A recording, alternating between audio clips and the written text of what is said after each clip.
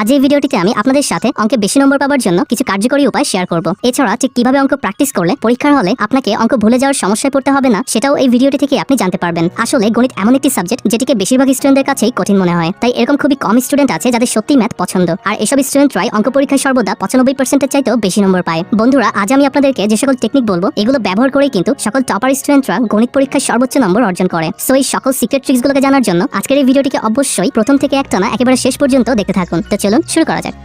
Number 1, understand all basic principle and concept. সত্যি বলতে গণিত অন্য সকল সাবজেক্টের চাইতে অনেক বেশি সহজ, কারণ বাংলা, সমাজ, ধর্ম ইত্যাদি বইগুলো পড়ার ক্ষেত্রে আমাদেরকে অনেক কিছু মনে রাখতে হয়। যেমন ধরুন, সমাজ বইয়ের ক্ষেত্রে পলাশীর যুদ্ধ কখন এবং কেন হয়েছিল, কোন দেশের রাজধানীর নাম কি, কোন রাজার বাবার নাম কি ছিল, এই সকল বিষয়গুলো আমাদেরকে কোনো প্রকার লজিক ছাড়াই শুধুমাত্র মুখস্থ করে মনে রাখতে হয়। অপরদিকে ম্যাথ সম্পূর্ণ লজিকের উপর ডিপেন্ড করে। যদি আপনি শুধুমাত্র একবার একটু কষ্ট করে প্রতিটি অঙ্কের বেসিক প্রিন্সিপাল এবং কনসেপ্টগুলোকে আয়ত্ত করতে পারেন, তবে আপনাকে আর কখনোই অঙ্ক নিয়ে সমস্যায় পড়তে হবে না, এবং আপনার সামনে যতই কঠিন অঙ্ক আসুক না কেন আপনি তখন সেটি খুব সহজেই সলভ করতে পারবেন। আসলে ম্যাথে আমাদেরকে অন্য সাবজেক্টের মতো তেমন কিছু মুখস্থ করতে হয় না। এখানে শুধুমাত্র অঙ্কগুলোকে বুঝতে পারলেই সেগুলো নির্ভুলভাবে সমাধান করা যায়।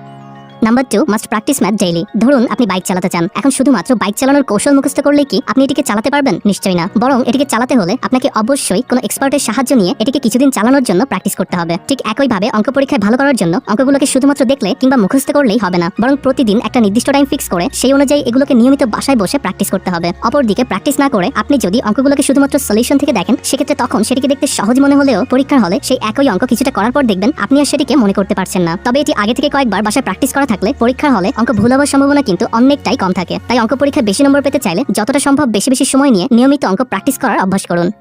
নাম্বার 3, মেক এ ফর্মুলা বুক। আপনার অঙ্ক বইতে মোট যতগুলো অধ্যায় আছে এর প্রতিটি অধ্যায়ের অঙ্কগুলোকে সমাধান করার জন্য কিছু নির্দিষ্ট সূত্র প্রয়োগ করতে হয়। এক্ষেত্রে যেসব স্টুডেন্টরা বইয়ের সকল সূত্রগুলোকে খুব ভালোভাবে আয়ত্ত করে রাখে, সেসব স্টুডেন্টরা খুব সহজেই ম্যাক্সিমাম অঙ্ক খুব দ্রুত সলভ করতে পারে। তাই অঙ্ক পরীক্ষায় সর্বোচ্চ মার্কস পেতে চাইলে বইয়ের প্রতিটি অধ্যায় ভিত্তিক সবগুলো সূত্র মনে রাখা অত্যন্ত জরুরি। এজন্য আপনি অবশ্যই একটি ফর্মুলা নোটবুকে বইয়ের সকল অধ্যায় সূত্রগুলোকে নোট করে রাখবেন। এটি আপনাকে নিয়মিত অঙ্কের সূত্রগুলোকে বারবার প্র্যাকটিস করতে সাহায্য করবে। তাছাড়া পরীক্ষার পূর্বে এই ফর্মুলা বুকটির মাধ্যমে আপনি সম্পূর্ণ বই খুব দ্রুত এবং কম সময়ের মধ্যে রিভাইজ করতে পারবেন। ফলে পরীক্ষার দিন আপনি পুরোপুরি টেনশন ফ্রি থাকবেন এবং আপনার কনফিডেন্সও তখন অটোমেটিক্যালি বৃদ্ধি পাবে।